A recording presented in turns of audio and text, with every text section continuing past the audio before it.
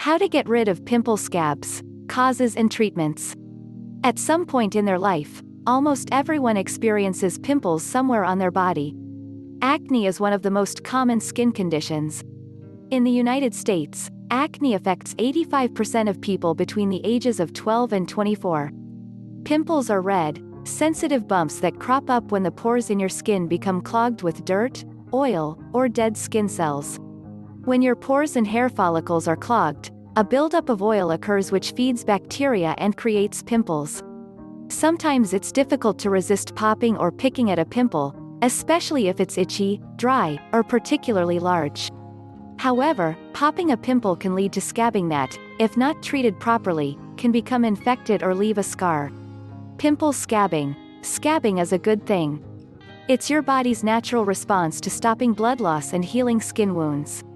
When a pimple bursts, slight bleeding can occur.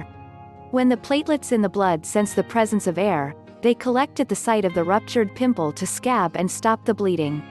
The platelets break apart, and with a mixture of the following, they thread together and form a clot: calcium, vitamin K, fibrinogen, a protein.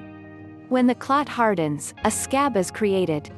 In addition to stopping blood loss, pimple scabs act as a barrier to protect the injured skin from physical and bacterial invaders so that your body can rebuild its skin cells.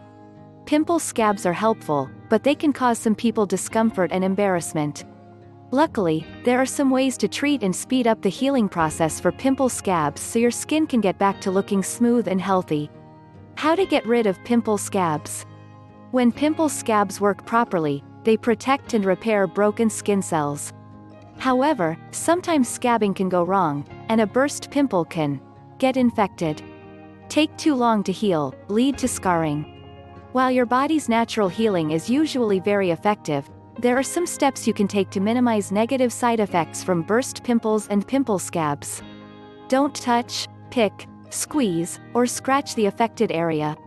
Sometimes the best thing you can do for a pimple scab is to leave it alone.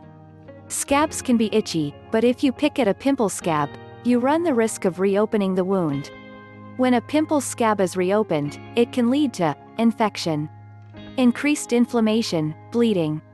The more damage that you do to your pimple scab, the longer it takes to heal and the more likely scarring will form. So, keep your hands away. Keep it clean. It's important to keep a pimple scab clean and free from dirt and debris. If a pimple scab is dirty, it commonly becomes more irritated and the extra bacteria can lead to infection. Use these cleansing methods to keep the irritated area clean. Antibacterial wipes, mild face wash, soap and water, warm compress. After cleaning the area, make sure that it's properly dried using a soft clean cloth. Apply topical treatments. After cleaning and drying a healing pimple scab, your skin may become dried out or irritated. If this happens, there are a variety of different lotions and ointments that you can apply directly to the area, such as aloe vera, tea tree oil, moisturizer. Other topical treatments you can use to hasten the healing process include antibiotic ointment, acne cream with salicylic acid or benzoyl peroxide, zinc cream. Use first aid.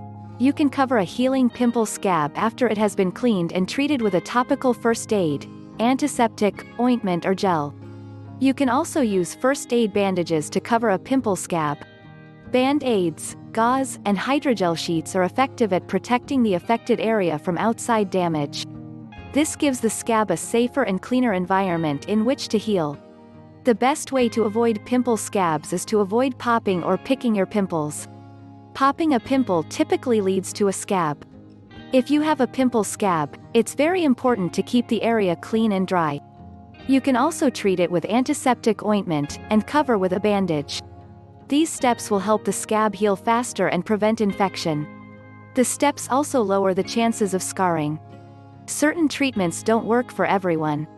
If you have particularly bad acne, you should speak to your doctor or a dermatologist to discuss your treatment options.